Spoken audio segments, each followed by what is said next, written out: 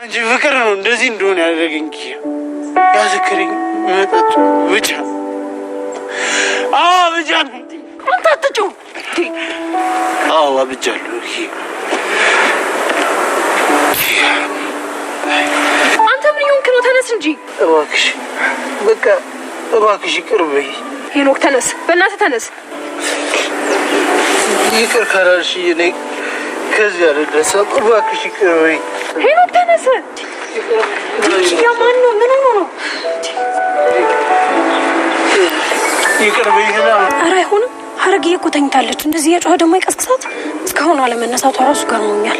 በቃ ወይ ራይድ እንጥራ አይደለ? እንደሱ ይሻላል። እንዴ ወይ ኧረ ተይ አትበይ። እኔ ራሴ እሄዳለሁ። አንቺ ብቻ ይቅር በይ። ችግር እኔ ራሴ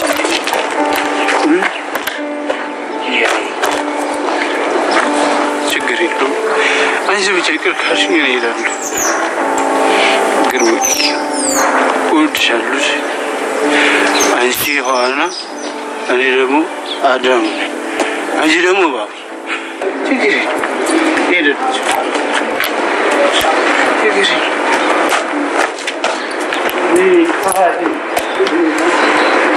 ደግሞ አንድ ነገር እንዳይሆን በእናትሽ።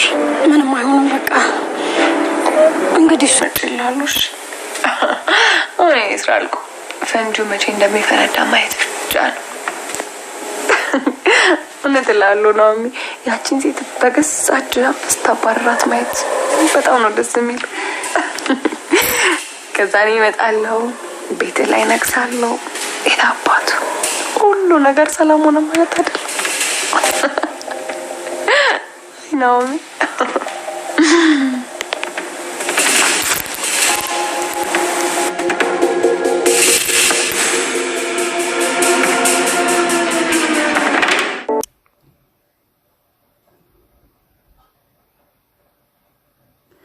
ኬራ ሀናን ከስራ በኋላ እናወራለን፣ በቃ ውጪልኝ፣ ለምንድን ነው የመጣሽው ብሎ ሲላት፣ ሀናም ደግሞ መለስ ብላ ወይ ሀናዬ እንደውም ላንቺ ምንም የሚደነግጥልሽ ሰው የለም እንዴ? ዝም ብለሽ ነው እንዴ የምታወሪው? እያለች ትገኛለች።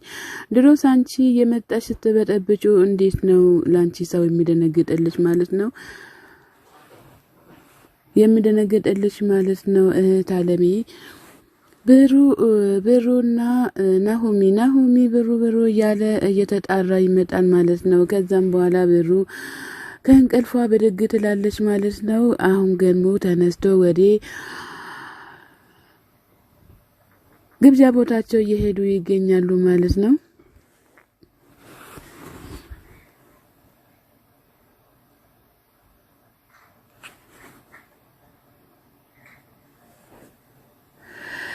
እየሄዱ ይገኛሉ ማለት ነው።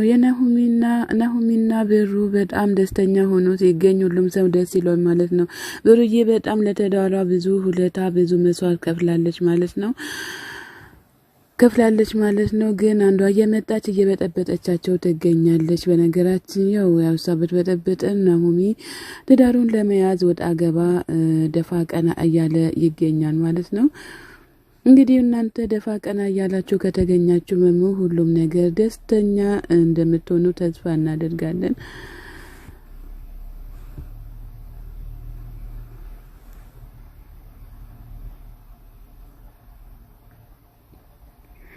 እሌኒ ቦርሳ ውስጥ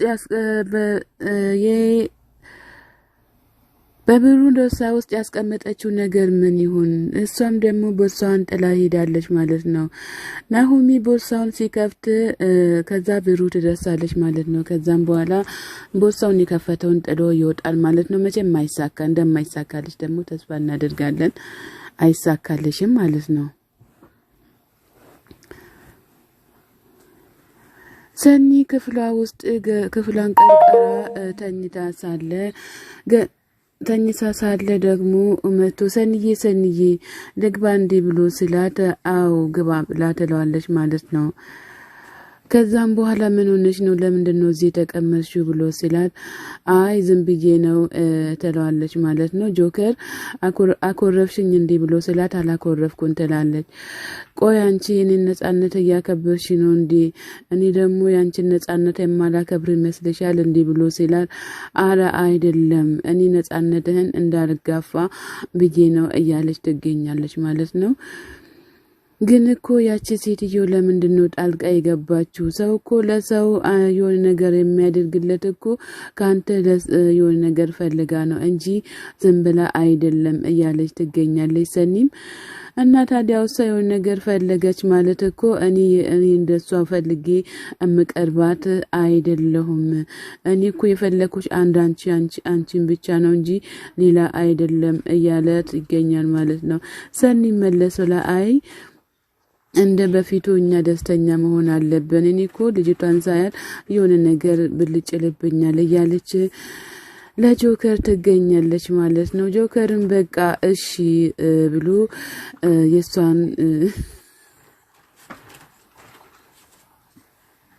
የሷን ትዕዛዝ ሊያከብር ተነስቷል ማለት ነው። ከዛ የሰኒ ሄድ መጣ። እሺ በቃ ጭራሽ አጅሪና አጅሪ ጭራሽ እኮ እዚህ ጋር የፍቅር ቤት አደረጋቸው እንዴ እያለች ትገኛለች።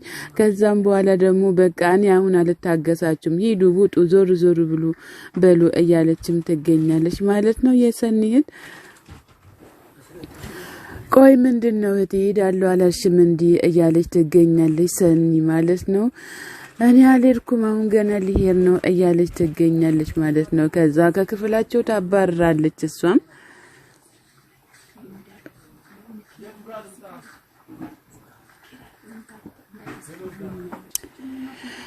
ኪያዬ እንዴት ነሽ ደህና ነሽ ወይ ብሎ ሲላት ምንም መልስ አልሰጠችም ማለት ነው። የኔ ቀበጧ ደግሞ እና እንዴት ነህ ወይ ሰላም ነህ እንዴት ነው ተሻለክ እንዴ ብላ ስትል አዎ ደህና ነኝ እያለ ይገኛል ማለት ነው።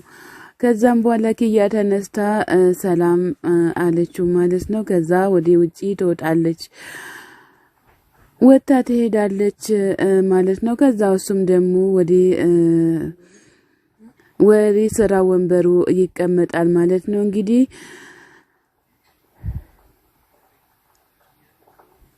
ከዛም በኋላ ቆይ ግን ኪያ ደህና ነች እንዴ ብሎ ሲላት ቆይ አንተ ድጋሚ ተጣላችሁ እንዴ ብላ ስትለው ለቆይ እሱን ተይውና እኔ ለስራ ነው የመጣሁት እሱ ለሌላ ጊዜ ይደርሳል እያላት ይገኛል። እሷም ደግሞ በፈገግታ አልታረቃችሁም እንዴ ብላ ስትለው ወይ ጉድ ወይ የምመታረቅ እያላት ይገኛል ማለት ነው። ቆይ እስኪ የኪያን ነገር በኔ ጣል አላልኩህም እንዴ እያለችም ትገኛለች። በይ ስነ ስርዓት ያጂ በኔና በሷ መሃልማ እንዳትገቢ እያላትም ይገኛል ማለት ነው። አሁን እኔ ለሌላ ድራማ ዝግጁ አይደለሁም እኔ ኪያን ማጣት አልፈልግም እያላት ይገኛል። ከዛ ኪያ ከች ትላለች ማለት ነው። አይደል አንተ ሰው እኔ ልውጣ በቃ እያለች ጥላው ትወጣለች ማለት ነው። እንግዲህ አንቺ ደግሞ እዛም ነገር ትፈልጊያለሽ እዚህም ነገር ትፈልጊያለሽ እንደው ምን ይሻልሻል? ላንቺ ያለውን እንግዲህ ፈጣሪ እንደሚሰጥሽ ተስፋ እናደርጋለን ማለት ነው። ኪያ ምን ነው ብላ ስትለው ምንም አልሆንኩም ይላታል። አንቺስ ምን ሆነሽ ነው ብሎ ሲላት አላኔ ምንም አልሆንኩም እያለች ሁለቱም ይተፋፈራሉ ማለት ነው። እንግዲህ ኪያና የኪያ ጓደኛ ጥሩ መልካም ነገር ቢያደርጉ ጥሩ ነው ብለን ተስፋ እናደርጋለን ማለት ነው። ሰኒ ጽናት ደግሞ መታለች ማለት ነው።